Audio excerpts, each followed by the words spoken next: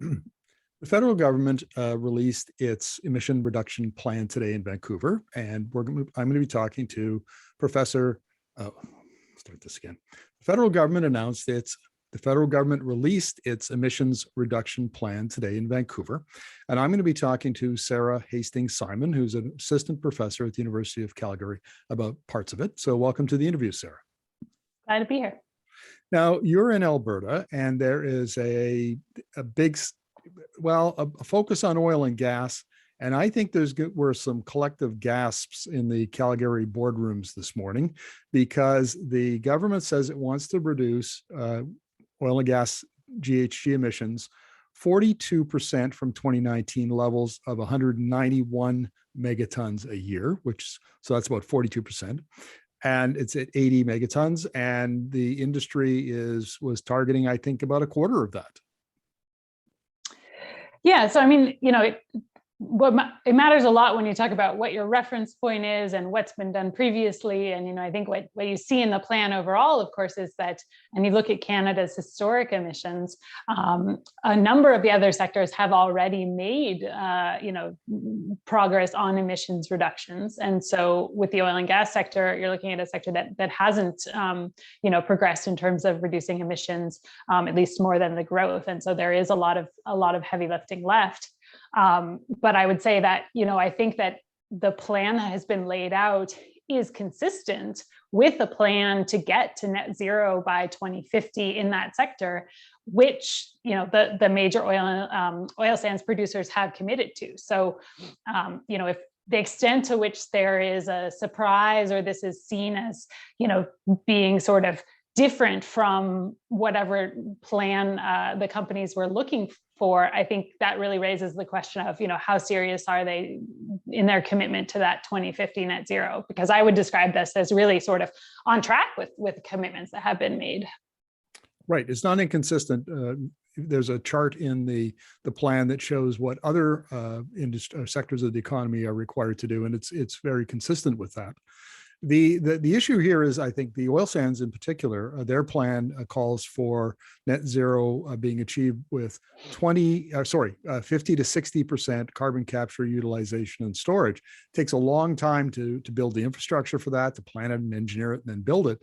It won't be in place to hit 2030 targets. So it looks like for most of that 80 megatons, they're going to have to look to other, techniques or strategies to achieve it.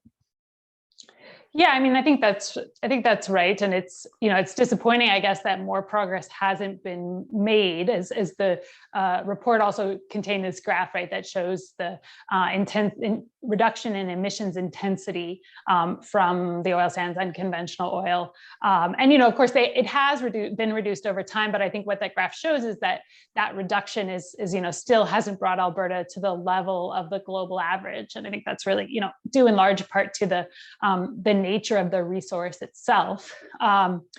But carbon capture and storage, of course, also isn't new, and it's one of the areas of emissions reduction that really, I think, hasn't achieved nearly as much as much earlier climate plans have promised. But I do, again, I think it's sort of like, really, this is the period now where the rubber hits the road, and are these companies serious about their emissions reductions commitments, or is this sort of a vague promise that's far enough off that there isn't any real near-term action?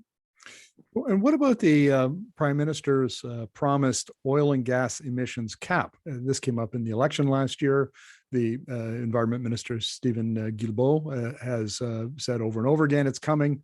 I expected it to be in this plan, but I don't see it in here. Yeah, they talk about, right, the future cap, so it's sort of referenced as future policy. I mean, I think that, we know that climate policy takes time to be designed and implemented, right? And so my concern with a cap is that by the time that it is designed and fully implemented, we're talking about a few years in the best case. And obviously we would need to be making progress already in that period. So certainly, I'm looking to things like the carbon price and the carbon price rising over time, which this climate plan does commit to, as being part of the really important elements that's going to drive emissions reductions in that sector. But I think also, frankly, the companies themselves are really struggling with that long-term outlook for the sector, right? And I don't think I haven't heard that discussion said as clearly as that, but when you talk about, pressure that they're getting from investors around capital diligence or not investing quite a bit, I think that really contains a lot of those undertones. And the climate plan did speak to that, to this idea that many of the scenarios that reach, or rather I should say all of the scenarios that reach net zero by 2050 that have come out from groups like the International Energy Agency and Bloomberg New Energy Finance show a really dramatic decline in the demand for oil, which would also then lead to a decline in the long-term price, as well as you're kind of basically only needing to produce those fields that can be produced at lower cost. And actually, I did find it interesting, and Bloomberg New Energy's Finance is really recently released. They had actually 3 different scenarios for reaching net zero, ones that relied more heavily on renewable energy, one that relied more heavily on carbon capture and storage, and one that relied more heavily on nuclear. But actually, one of the constants across all 3 scenarios was that decline for oil and demand for oil. And a big part of that is just the amount of oil that goes into transportation, and really the inability to use anything like carbon capture and storage to decarbonize that use side, right? And I think that's the other piece that is, maybe not explicitly discussed in this plan, is even if you get to net zero in production, or if you're reducing emissions from production, you still have all of those emissions that come when you combust that product. This leads me to a bit of a hobby horse of mine. It's an editorial position of Energy Media, that before the federal government commits more money to the oil and gas sector in the form of carbon capture and storage, whatever it might be, somebody needs to model the competitiveness of the oil and gas industry in a declining global oil market. So is Alberta oil and gas, are the oil sands competitive at 90 million barrels a day, 75 million barrels a day, 50 million barrels a day? We don't have an answer to that, because, and I've talked to economic modelers like Dr. Chris Bataille about this, nobody's modeled it. And I don't know how you put in place, policy where you're committing maybe perhaps tens of billions of dollars without that kind of analysis. Yeah, I think that's right. I mean, and again, the IEA in their net zero scenario, they did look at some of this, at sort of, regional differences and where they expect supply to come from, I believe on the basis of price, and did find that, Canada is relatively uncompetitive in a world that really sees dramatic reduction in demand for oil. I think that even if, Canada remains competitive, and it doesn't mean going to zero, we would still be producing some of that supply. But I think one of the big challenges there is really what the price for that oil is, right? Because if even if we're able to be producing and be competitive, the value in that, certainly from the perspective of the royalties that go to government, becomes very small as prices decline. And I think that is, it is risky to spend a lot of public money, as you say, in supporting something like carbon capture and storage, if both on the terms of sort of what it actually can deliver, but actually also in terms of what you're not supporting then, right? So, we have a limited amount of time and a limited amount of public funds that can go into, supporting Alberta through the energy transition. And those really need to be spent wisely in terms of investments in sectors that are, on a forward-looking basis, going to really drive the economic growth of this province. Well, the key determinant in the global demand for oil is transportation. It takes about 60 or 70% of global oil demand. And so let's talk about the electrification of Canadian transportation, because that played a prominent role in the emission reduction plan. Walk us through some of what the federal government is planning and where it's going to spend its money.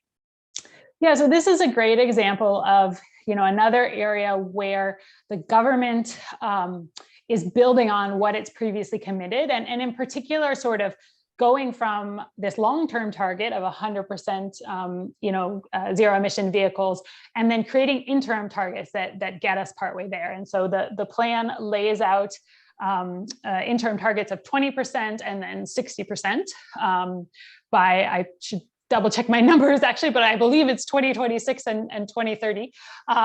You got it right. Okay, that's good. It's like a memory test. And that, I think that's really good policy, these targets. And one of the reasons for that is that we are, increasingly in a world where the supply of electric vehicles, of personal vehicles, light duty vehicles is constrained, right? And part of that is simply the general chaos within the global supply chains, I think also amplified by being in the midst of this rapid transition. So kind of those two factors coming together. But what that means is that Canada is competing on a global stage for access to the production of EVs from manufacturers. And so sales targets are a really good, relatively low cost way for governments to ensure, that for the Canadian government to ensure that Canadians get access to those vehicles and that they do get delivered in Canada. I think actually, one thing that stood out to me from reading that is just thinking that on a provincial level, I think provincial governments should be thinking very carefully about what they need to do in that space, because the extent to which Canada has an overall target, and you have some provinces that have targets and some like Alberta that don't, you really risk without those targets in a place like Alberta that manufacturers decide to, divert availability to other provinces. And again, consumers are left without as much choice when they go, to purchase the vehicle, and they're not able to access the vehicle that they want. Now, there's an interesting component of the electric vehicle portion of this plan, and that is medium and heavy duty vehicles. And these are delivery vans and garbage trucks and buses and semi-tractors, all of those kinds of things. It's a huge part of fuel consumption in Canada, as well as emissions. And the government has aims to achieve 35% of total medium and heavy duty vehicles being ZEV by 2030. That's pretty ambitious given where the technology is. Do you think, that's achievable? It's ambitious, but I think we're also seeing that pace just accelerate within the medium and heavy duty as well, too. Actually, just before we started talking, I saw that Maersk had placed a delivery for an order of Volvo Class 8, so the big, biggest big rigs, electric trucks, and you have, that mid distance vehicles. There's, I think, a growing number of options that are coming to the marketplace as well there. Certainly the most challenging is the really long distance Class 8 trucks, but actually even there, it's only a portion of the largest vehicles that are doing that really long distance. And so, I think it is achievable. Again, I think it, setting that target helps to make Canada a place where manufacturers will be looking to send vehicles, but also importantly to locate their manufacturing facilities as well too. So I think that is an important signal to send, both in terms of being able to prepare for and really reach those targets, but also in terms of making sure that Canada has a role to play in the manufacturing side, and building on some of the strengths that we do have as far as, some of our electric bus manufacturers, for example, that are already existing. Thank you very much for this, Sarah. Always appreciate your insights. Yeah, it's great to talk with you.